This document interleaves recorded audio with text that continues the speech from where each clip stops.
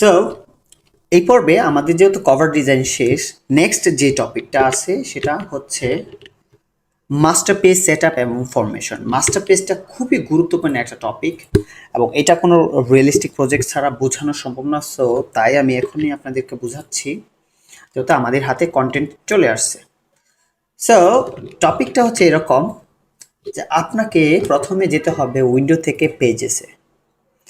Window থেকে pages অপশনে যেতে হবে। আমি আপনাদের সুবিধার্থে একটু বড় করে দিব পেজ অ্যাট্রিবিউটসগুলো। আমি এক্সট্রা লার্জ করে দিচ্ছি, খেলেছে টান। ওকে, এবং উপরের দিকে আমাদের যে পেজেসগুলো আছে আমি সেটার অ্যাট্রিবিউটসটাও চেঞ্জ করে দিই। ওকে, এই হচ্ছে আমাদের মাস্টার পেজ। মাস্টার পেজ আমাদের এখানে জাস্ট দুইটা পেজ দেওয়া আছে যেগুলো ব্ল্যাঙ্ক। সো এটা হচ্ছে আমাদের মাস্টার পেজ, এবং আমাদের এখানে যে পেজেসগুলি দেওয়া আছে সেগুলো হচ্ছে স্যাম্পল পেজেস, ক্রিয়েটেড পেজেস, যেগুলোতে মাস্টার পেজ অ্যাপ্লাই করা হয়েছে। এখন মাস্টার পেজের ধারণাটা কি বা কেন? মাস্টার পেজের ধারণাটা এরকম যে মাস্টার পেজ হলো আপনার এক ধরনের একটা স্ট্রাকচার তৈরি করে রাখা, যেখানে আপনি যদি চান যে না আমি কোনো কিছু ইমপ্লিমেন্ট করব, আমি একটা 1000 পেজের বই লিখব, কিন্তু প্রথম 100টা পেজ হবে ইংলিশ, এবং ইংলিশে লেখার জন্য এক ধরনের মার্জিন আঁকলেন আপনি। তো এখন আপনি কি করলেন? এই ইংলিশের জন্য একটা মাস্টার পেজ নিলেন এবং সেই মাস্টার পেজটা আপনি এন্টায়ার 100 পেজের মধ্যে অ্যাপ্লাই করলেন। তো মাস্টার পেজটা অনেকটা এরকমই। এটা আবার যদি অন্য কোনো উদাহরণ দিয়ে বুঝতে চান, মাস্টার পেজটা হচ্ছে এক একটা ডিজাইনের মূল স্ট্রাকচার। আপনি স্ট্রাকচার তৈরি করে রাখবেন, পরবর্তীতে আপনি বিভিন্ন পেজে অ্যাপ্লাই করবেন। সো লেটস সে আমরা এখন মাস্টার পেজ এতে যাব। মাস্টার পেজ এতে যখন যাব তখন দেখা যাবে যে মাস্টার পেজ বলতে এখানে শুধুমাত্র বেস লাইন ক্রিয়েট করে রাখা একটা ব্ল্যাঙ্ক ডকুমেন্ট। তো তাতে তো আমাদের কাজ হবে না। আমাদের কি হবে না? কাজ হবে না। তার জন্য আমাদের করণীয় হচ্ছে কি, আমরা চাই আমাদের এন্টায়ার কিছু টেক্সট যেন মাস্টার পেজে থাকে। সো আমরা এই টেক্সটগুলো কপি করলাম, মাস্টার পেজে ডাবল ক্লিক করে আমি চলে গেলাম এবং দেখা যাবে যে আমি মাস্টার পেজের ভিতরে আছি, কারণ এখানে আর কোনো পেজ নাই। সো লেটস আমি আমার ডিজাইনগুলোকে ইমপ্লিমেন্ট করার চেষ্টা করি। তো এই পাশ দিয়ে অল্প একটু এরিয়া নিই। ওয়াও, আমি যদি এই পাশ দিয়ে অল্প একটু এরিয়া নিই তাও হয়।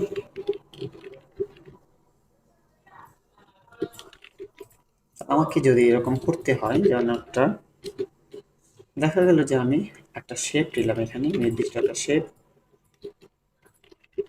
এবং শেপের স্ট্রোক কালারটা আমি নান করে দিলাম, এবং আমি এই কালারটাকে আরেকটু বেশি ডিফাইন করলাম।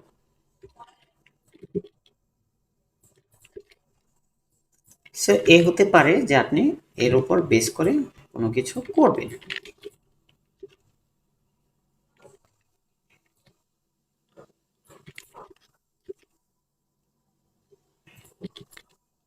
আবার হতে পারে যে আপনি আরেকটা স্ট্রাকচার এখানে সাজালেন।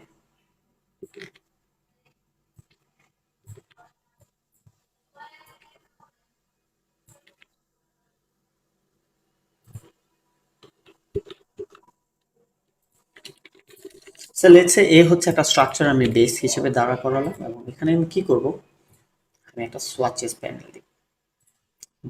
ব্ল্যাকের টিন্ট অনেক কমাতে হবে, 2%।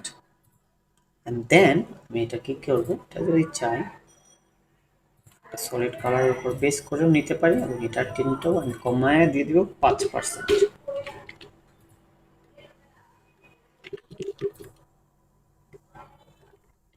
হতে পারে আবার চাইলে এই পেজে এন্টায়ার পেজের স্ট্রাকচারটা আমি আরো নিচে নিতে পারি।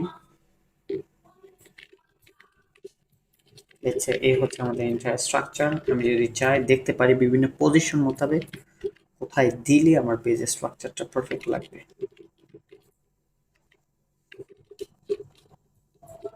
ওকে, লেটস সে এটাই। আমি আরেকটু 50% আউট জোনে দিব।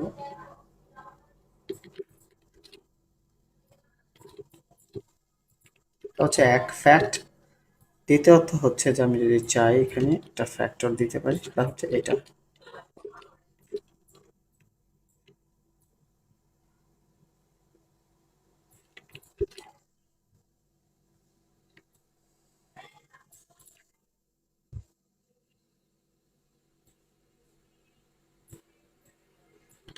এটাকে আমি কি করব, এটাকে আমি পেস্ট ইনটু দিয়ে এর ভিতরে ফেলে দিই। ওয়াও, এটি সুন্দর।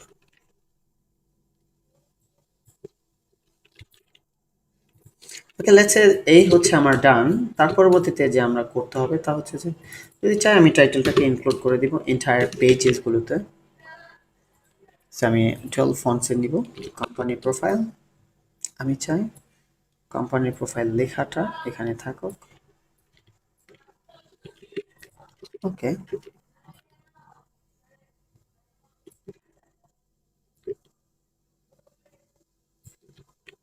ওকে, এইখানে থাকুক।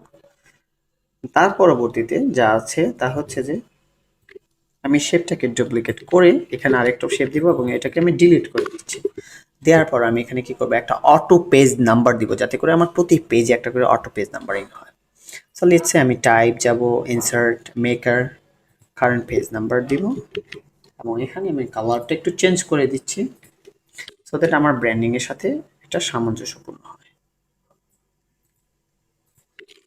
এর থেকে বেশি কিছু আমার মনে হয় না প্রয়োজন আছে। দেন আমি এটাকে যদি পারি আবার একটু রিপিট করার চেষ্টা করব।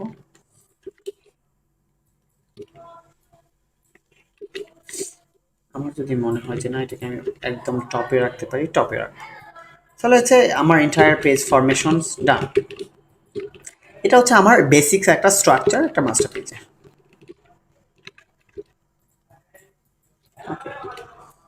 তারপর আমাকে কি করতে হবে, আমি আবার পেজেস মেনুতে যাব। এখন আমি ক্রিয়েট করব কিছু মাস্টার পেজ। আমি এর উপর ডুপ্লিকেট নিতে পারি, আমি ডুপ্লিকেট মাস্টার পেজ দিতে পারি এবং এটাকে ডুপ্লিকেট করে আমি বিতে করতে পারি। এছাড়া যদি বিতে করি, আমি বিতে তো অলরেডি আমি ডুপ্লিকেট করা, সেখানে আমার কিছু অ্যাডিশনাল কাজ বেশি করতে হবে না। শুধুমাত্র আমি যেমনটা চাই, যেমন আমি চাই এরকম একটা এন্টায়ার পেজ থাকবে, সেখানে একটা ফিলেবল কালার থাকবে। Which colour? এটা হতে পারে এই ধরনের একটা কালার, হতে পারে একদম রিচ ব্ল্যাক।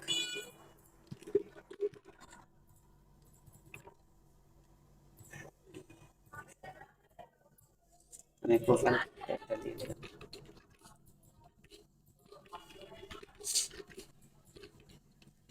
And তারপর আমাকে আবার আরেক কিছু করতে হতে পারে, যেমন আমি মাস্টার পেজ বিটাকে ধরে আমি ডুপ্লিকেট করে দিব এবং ডুপ্লিকেট করে এটাকে আমি চেঞ্জ করে আমি দিয়ে দিব আমার প্রয়োজন মোতাবেক কালার, যা হচ্ছে তা এটা। এবং এখানেও আমি আমার কালারটা মাস্টার পেজ অটো পেজ নাম্বারটা আমি হাইলাইটেড করে দিই। সো অলরেডি আমি আমার পেজেসগুলো আমি 3টা পেজ তৈরি করে ফেলছি। এখন আমার কি করণীয়, আমার করণীয় হচ্ছে যে আমি আমার পেজগুলোকে একটা স্ট্রাকচার বেসে নিয়ে যাব। আমি আপাতত প্রাথমিকভাবে একটা স্ট্রাকচার বেজে নিচ্ছি, যাতে করে আমি আমার পজিশন মোতাবেক বসাতে পারি। সো লেটস সে আমি এখানে একটা কোড দিব। সো আমি এখানে মাস্টার পেজ বিটা অ্যাপ্লাই করে দিতে পারি, apply to master page B. এখন আমি চাইলে আমার এখানে অলরেডি চলে আসছে মাস্টার পেজ বি এর স্ট্রাকচার। তারপর আমাকে গুনে গুনে ভাবতে হবে যে আসলে আমি কি কি করব। এই পেজের পর একটা কোড, সমস্যা নেই। তারপর হচ্ছে আমাদের কন্টেন্ট লিস্ট। সো লেটস আমি এখানে কন্টেন্ট লিস্টের জায়গায় দিয়ে দিব কি, কন্টেন্ট লিস্টটা আমি এখানে দিব এবং এটা দিব master page B. I hope that আমার এটা এটা মাস্টার পেজ 1 হবে বা 3 হবে। ওকে, তাহলে কিছুটা আমার সামঞ্জস্যটা থেকেও কিছুটা ডিফারেন্ট হলো। তার পরবর্তীতে আমাকে হয়তো বা কন্টেন্ট ওয়াইজ কাজ করতে হতে পারে, যেমন এরপর এটা, এটার পর এটা, কন্টেন্ট ওয়াইজ হতে পারে। তো আমি চাইলে আরও কিছু পেজ স্কিপ করে আমি আবার কি করব, আমি এখানে 8-9 এর মাঝে আমি আবার মাস্টার পেজ বিটা অ্যাপ্লাই করে দিব এবং 12-13-তে আমি আবার মাস্টার পেজ সি অ্যাপ্লাই করে দিব, অ্যান্ড দ্যাটস ইট। এতে করে কি বোঝা গেল যে আমার অলরেডি আমার একটা ডিজাইন সেন্স তৈরি হয়ে গেছে, যে আমি এখন কিভাবে কিভাবে আমার তথ্যগুলো কোথায় কোথায় প্লেস করব।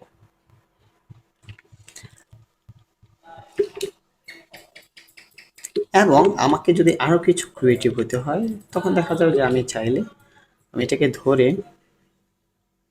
আমি যদি সোয়াচেস প্যানেল থেকে দেখি যে আমার কি কি সোয়াচেস আছে,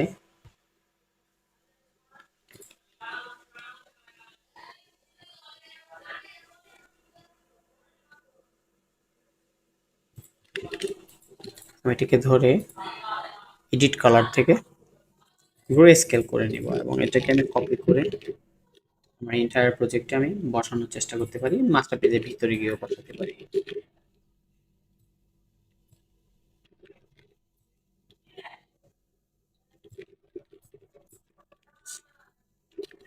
আমি এটাকে রোটেট করতে পারি, কিছুটা ছোট করতে পারি,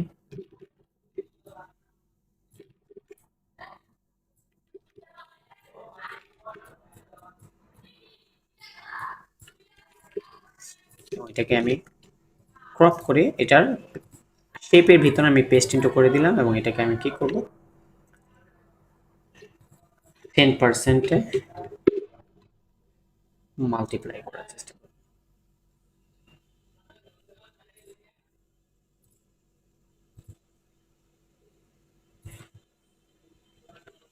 আমি চাইলে এটাকে আরেকটু বাড়াতে পারি দেখার জন্য যে আসলে কি আমারটা কি আদৌ কাজে দিচ্ছে কিনা, হতে পারে।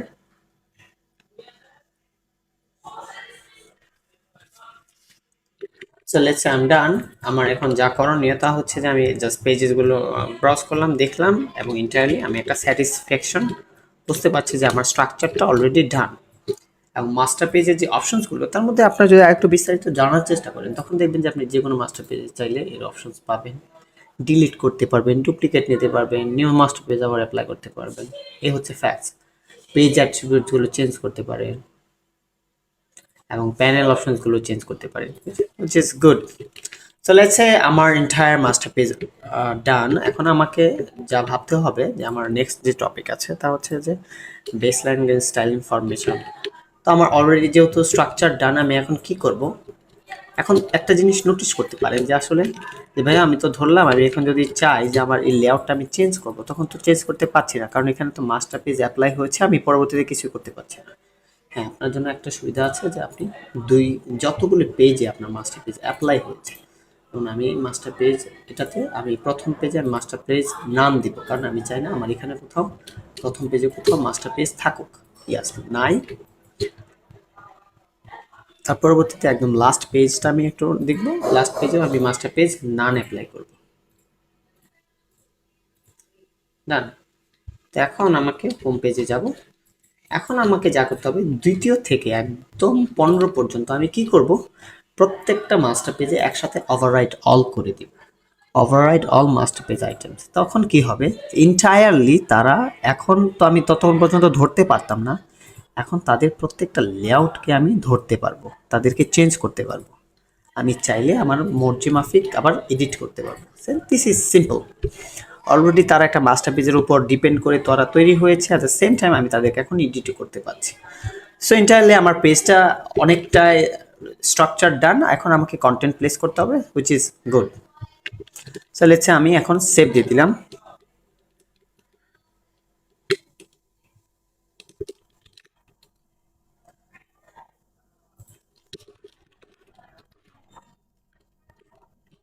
ওকে, ডান।